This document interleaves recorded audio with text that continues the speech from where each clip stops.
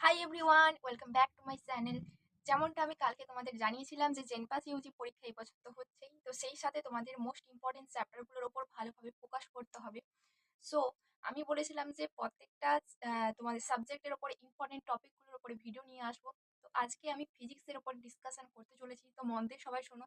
এবং লাস্টে আমি একটা তোমাদের স্ক্রিনশট দেবো, এবং সেটা স্ক্রিনশট না, মানে আমি একটা পিডিএফ তৈরি করেছিলাম, সেটা তোমরা স্ক্রিনশট মেরে রাখতে পারো। ওকে, তো ফার্স্ট অফ অল বলি যে ফিজিক্সে সব কিছু ইম্পর্টেন্ট। যদি কেউ ফুল স্কোর করতে যাও তাহলে সমস্ত চ্যাপ্টারগুলোই খুব ভালোভাবে পড়তে হবে।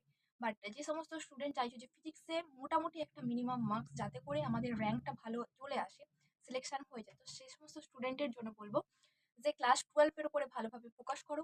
ক্লাস 11-এর জাস্ট কয়েকটা চ্যাপ্টার আমি বলবো সেগুলোর ওপর ভালোভাবে ফোকাস করতে।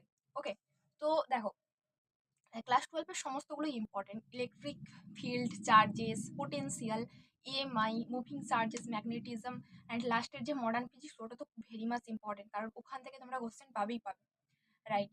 আচ্ছা, এবারে যদি ক্লাস 11-এর কথা বলি, ক্লাস 11-এ তোমাদের unit dimension, 1D 2D motion and NLM and collision, এগুলোর উপরে ফ্রিকোয়েন্টলি কোশ্চেন জিজ্ঞেস করে। রোটেশন থেকে এবং সেন্টার অফ মাস থেকেও ভালোই কোশ্চেন জিজ্ঞেস করে, বাট কিছু স্টুডেন্টের কি থাকে, ওটা খুব একটু কঠিন লাগে।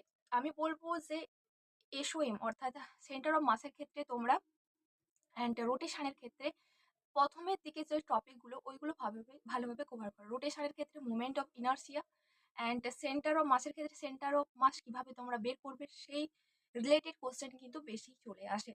আচ্ছা, আর গ্র্যাভিটেশন, এই জাস্ট কয়েকটা চ্যাপ্টার, আর থার্মোডাইনামিক্স, এই কয়েকটা চ্যাপ্টার তোমরা যদি ভালোভাবে করে যেতে পারো, আই হোপ যে তোমরা ফিজিক্সে একটা ভালো স্কোর করতে পারবে, অন্তত 10 মার্কসের উপরে তো অবশ্যই পেয়ে যাবে।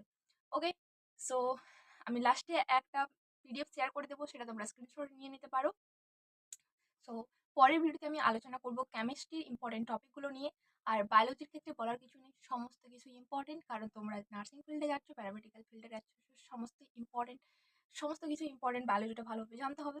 তো ওটার কোনো সাজেশন নেই, ফিজিক্স কেমিস্ট্রির ওপর সাজেশন জাস্ট করা যায়। ওকে, সো দেখা হচ্ছে তোমাদের সাথে নেক্সট ভিডিওতে। Stay tune two biology world.